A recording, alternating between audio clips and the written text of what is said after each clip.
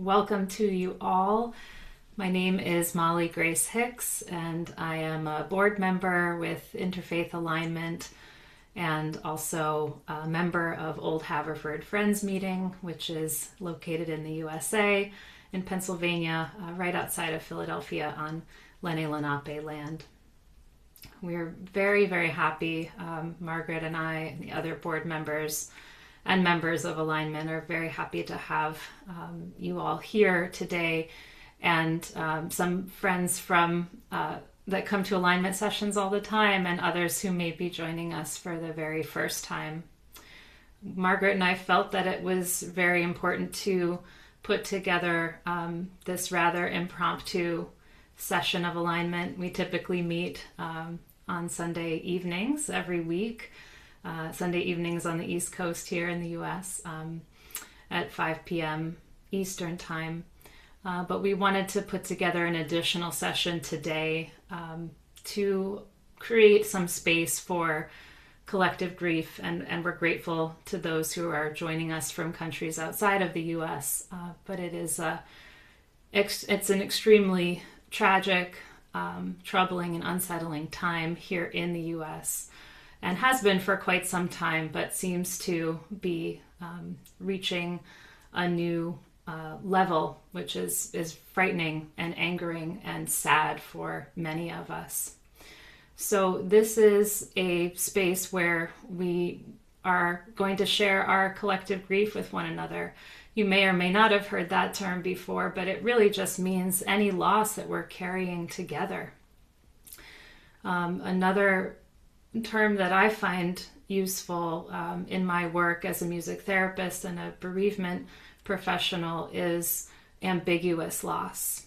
And before I share an opening song, I'm just going to share on the screen a slide with a quote about ambiguous loss.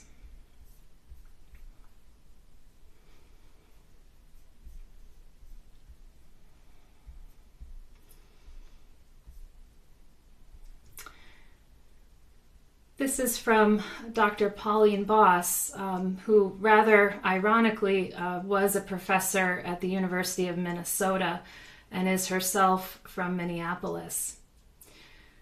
She coined the term ambiguous loss over 50 years ago. She's in her late 80s at this point. And ambiguous loss is a loss that involves circumstances that lack a clear conclusion or lack cloure. And this is a quote from her interview with Krista Tippett on the program On Being, which I'm sure many of you know, from back in 2020. Actually, it was re-aired in 2020. This was an older conversation. And Dr. Boss says, with ambiguous loss, there's really no possibility of closure. Not even, in fact, resolution, whichever word you prefer to use. Ambiguous loss is a complicated loss, which causes, therefore, complicated grief. But it is not pathological. Individually, that is. It is not a pathological psyche. It's a pathological situation. As clients frequently say back to me, "Oh, you mean the situation is crazy, not me?" That's exactly what I mean.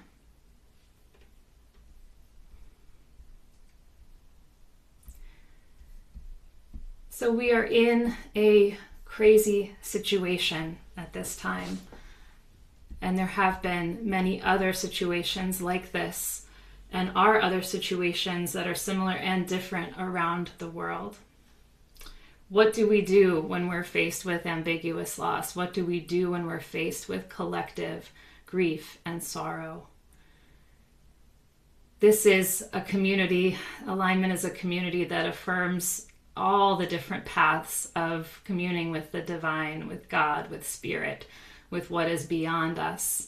And one of the ways that we do this is by connecting with one another. We recognize the differences in our paths and the similarities.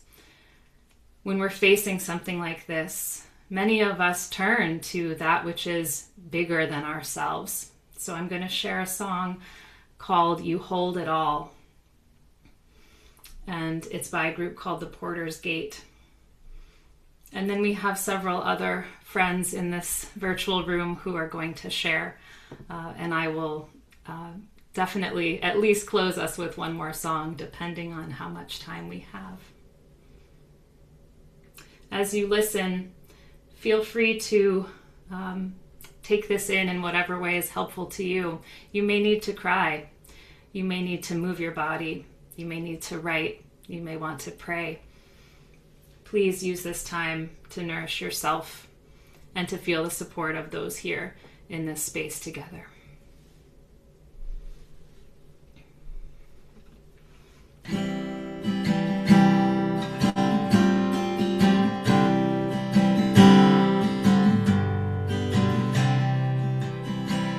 God, we bring you the work of our hands now. Lay it down, lay it at your feet. What we've done, what we've built, what we've broken. Lay it down, lay it at your feet. You hold it all. Oh yes, you hold it all.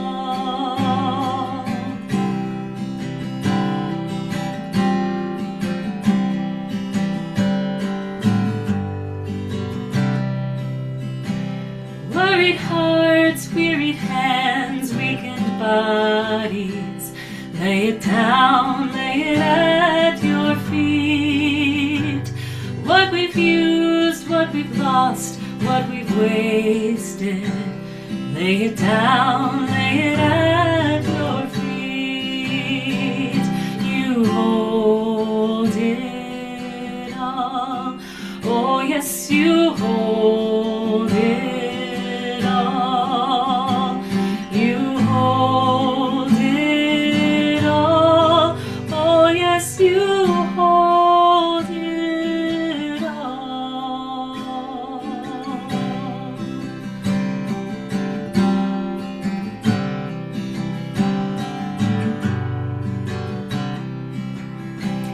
All our plans, all our dreams, our ambitions, lay them down, lay them at your feet.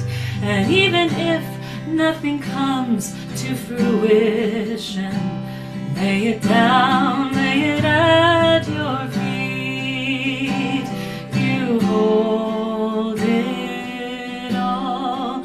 Oh yes, you hold it all. You hold it all. Oh yes, you hold it all. You hold it all. Oh yes, you hold it all. Oh, you hold it all. Oh yes, you hold it all.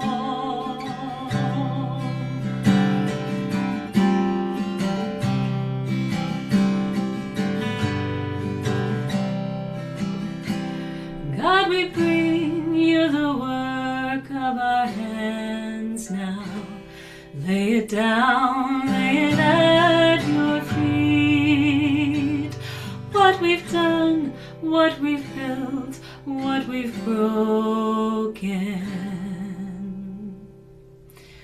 Lay it down, lay it at your feet. Lay it down, lay it at your feet.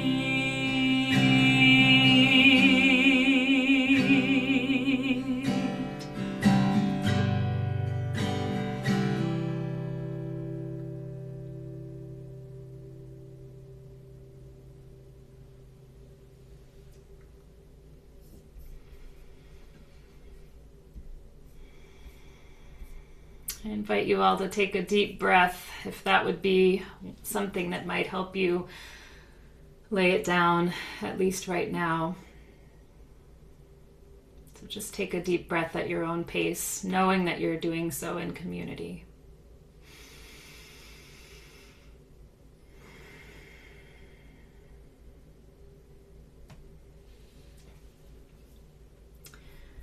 I'd like to invite Becky to share something with us now.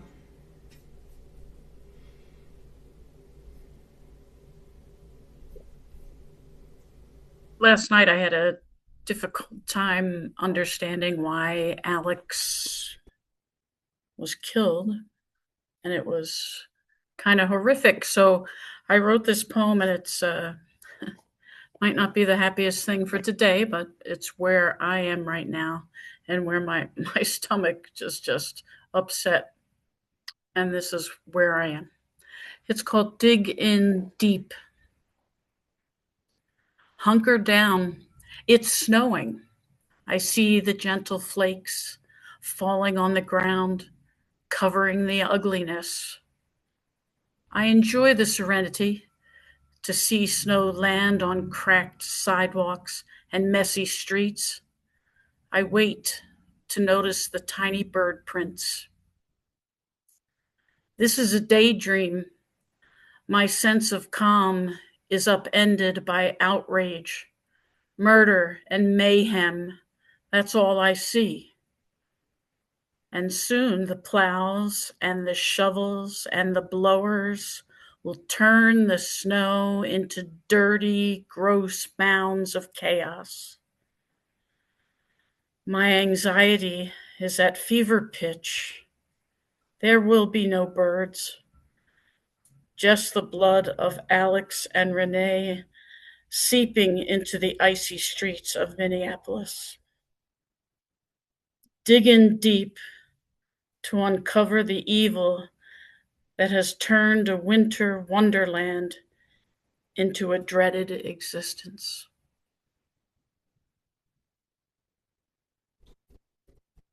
Thank you so much, Becky. Thank you. Your imagery is so raw and I believe conveys many of the emotions that I'm sure many people in this space are having and the images that we're grappling with. Thank you very much.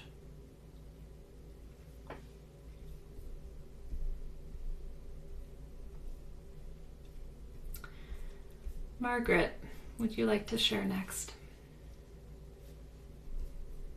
Thank you, Molly. I'm so moved by your poem, Becky, and by your sharing, Molly, and your music. And I was so grateful last night, just sitting in the pain of it all, and being able to call up Molly and say, I think we need to open this space. And now to all of you for your presence here. I cannot tell you what that means, that we can be in this space together. And thank goodness for song and for poetry. It is where I need to turn.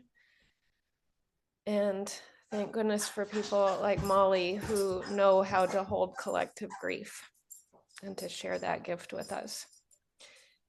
So I share with you, along with the squeaking of my dog, I share with you a poem that I wrote and recorded this morning. Noise from shots fired and shouts raised in protest. Noise of media coverage that I dare not turn off just now because of latest developments waiting for what is next. Noise, for silence is not an option. Voices must be heard, not slurred in slurs of hatred for our neighbors, our kin, our earth soulmates. Yet noise is knocking in my head at 3 a.m., crawling into spaces where rest should be, filling those gaps with urgency and fear.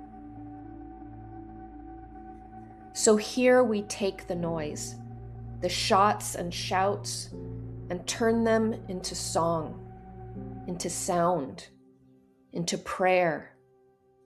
For this noise is the noise of grief collected and held and resonant in those spaces of hopelessness. This noise is the gift that we are love, revolutionary, raging, resilient love that stills our hearts and fuels our fires and paves the path to peace.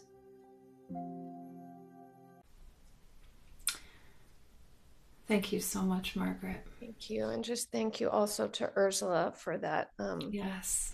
work of art that to me reads as an open door. Mm-hmm. Mm-hmm. Yes.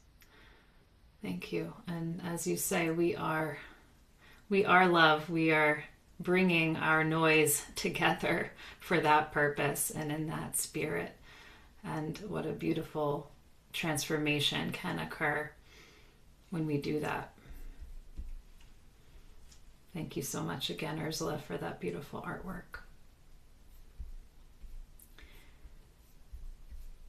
So I think I'd like to, actually, I think, Margaret, that is a wonderful segue into the other song that I wanted to share.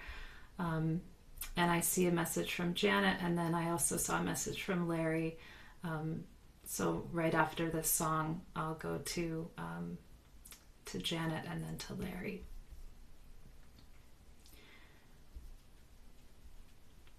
So this, I was going to save this for the very end, but I'm gonna do it now.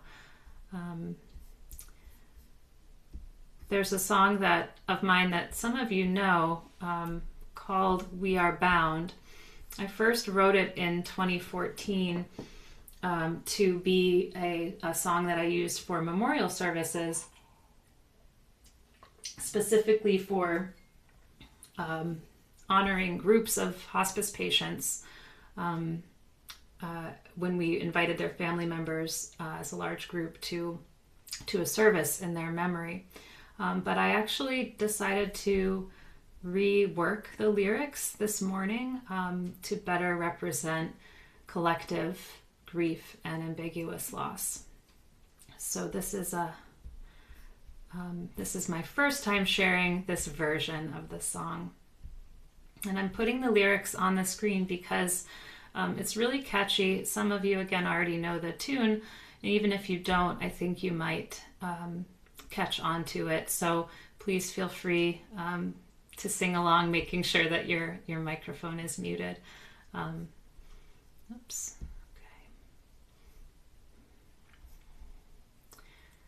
Okay. Again, it's called "We Are Bound."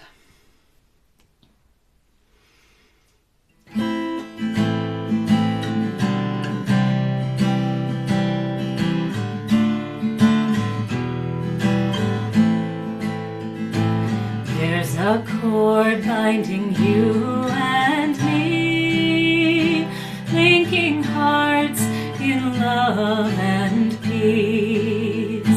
Though some parts of the cord may be worn from the pain that we each have borne, its strength connects us all, those on earth and those afar.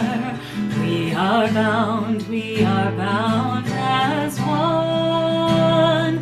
We are bound as one.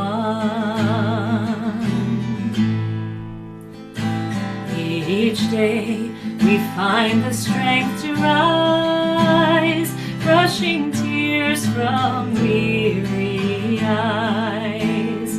When the grief feels too hard to bear, to ourselves we will show loving care.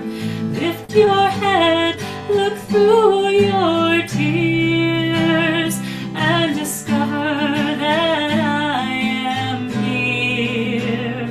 We are not alone. We are not alone. We are here to honor precious life,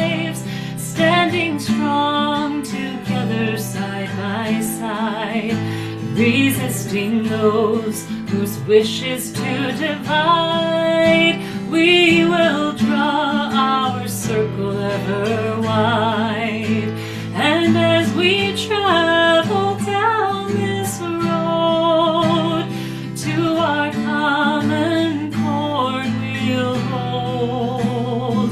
We are bound as one. We are bound as one. We're not alone. We are not alone.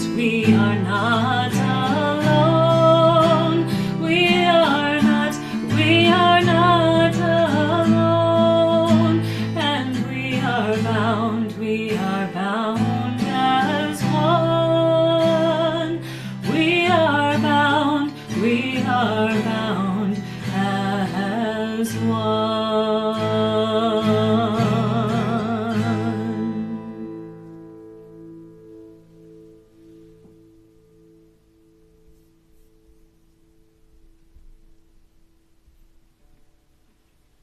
I hope that you all feel that connection to that common chord that we're holding, and that you will remember that you are bound to those here in this space and those people in your lives with whom you stand in solidarity, and importantly, that we are all bound to one another.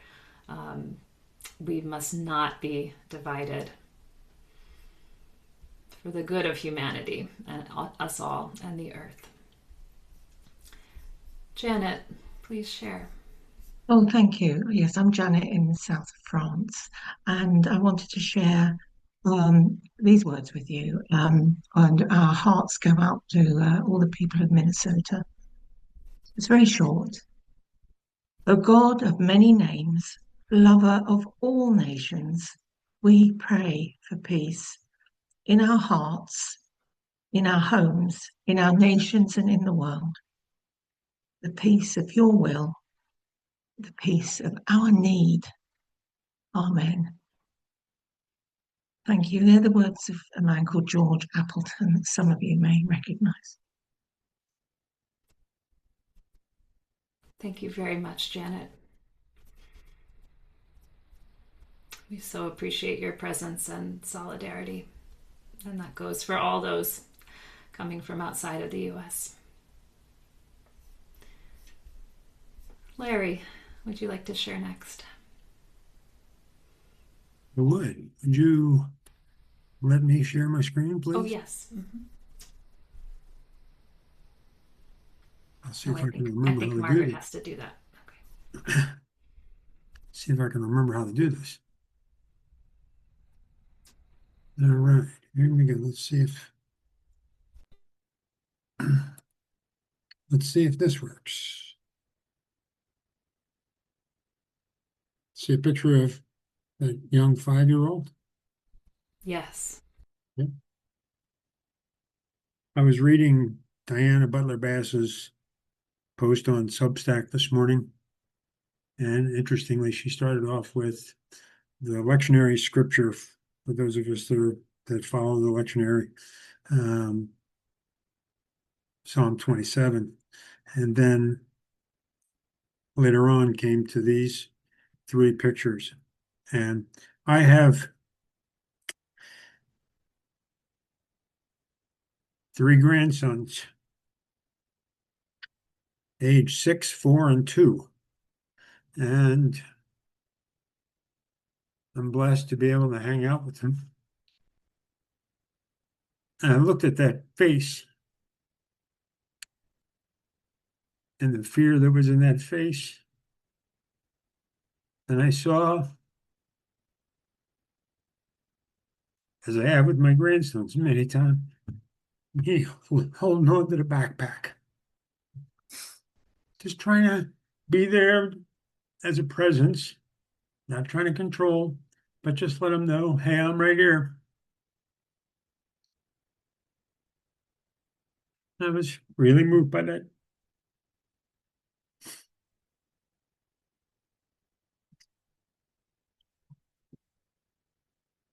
And then the following poem struck me. For the Children by Gary Snyder.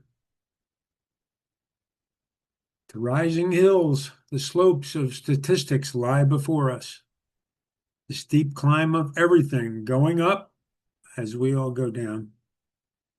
In the next century, or the one beyond that, they say, are valleys, pastures. We can meet there in peace if we make it. To climb these crests, one word to you and your children. Stay together, learn the flowers, go light. I was just thinking of the next generations and the generations after that, who are children right now. Stay together, learn the flowers, go light. Thanks. Thank you, Larry.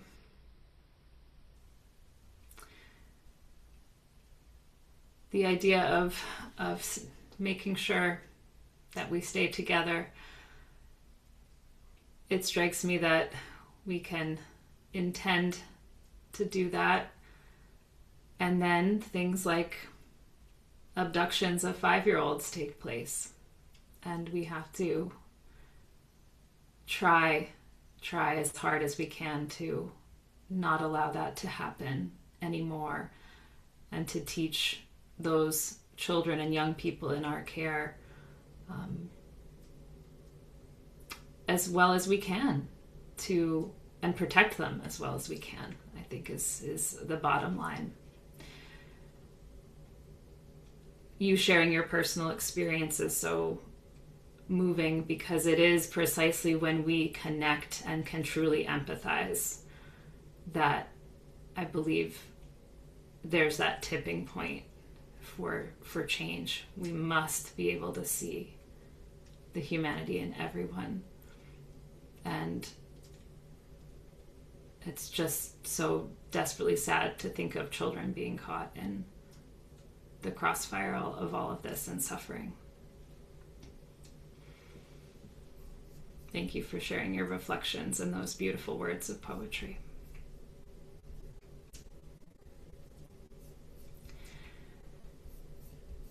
So friends, we are at the top of the hour, and I would like to share a song to close us. We understand if you have to leave right away, but I do want to share one more song. It's called If Not Now, Tell Me When by Quaker singer-songwriter Carrie Newcomer.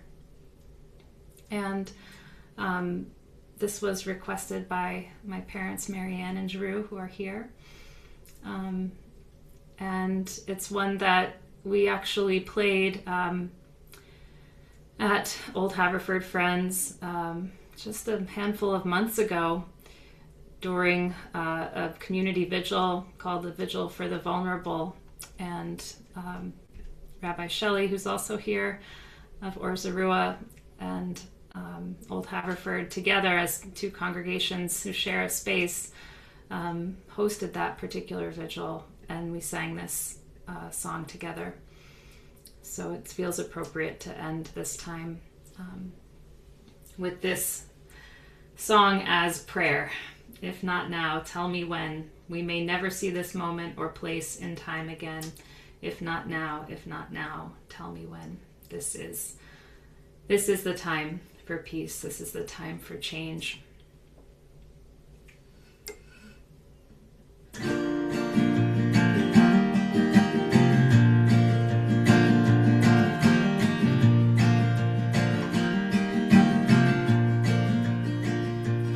If not now, tell me when. If not now, tell me when. We may never see this moment or place in time again.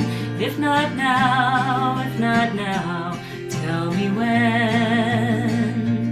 I see sorrow and trouble in this land. I see sorrow trouble in this land.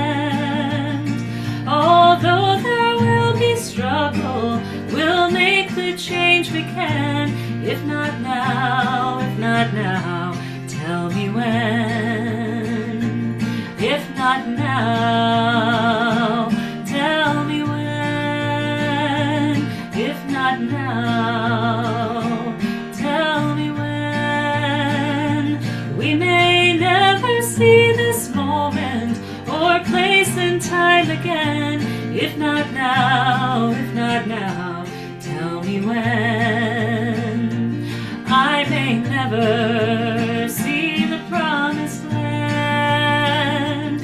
I may never see the promised land. And yet we'll take the journey and we'll walk it hand in hand. If not now, tell me when. We'll work it till it's done. Every daughter, every son, every soul that's ever longed for something better, something brighter. It will take a change of heart for this to mend. Yes, it will take a change of heart for this to mend. But miracles do happen every shining now and then. If not now, tell me when. If not now, tell me when. If not now, won't you tell me when? We may never see this moment or place in time again. If not now, tell me when. And miracles do happen every shining now and then. If not now, tell me when.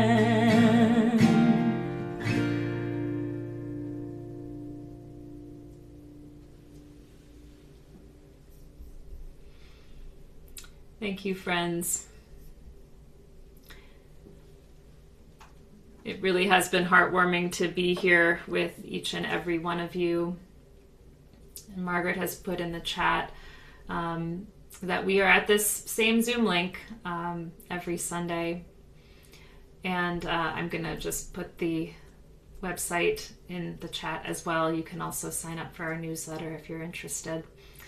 And we will stop the recording, but you're welcome to stay on for a few minutes and unmute if you'd like, or you can just head out to the rest of your day or evening.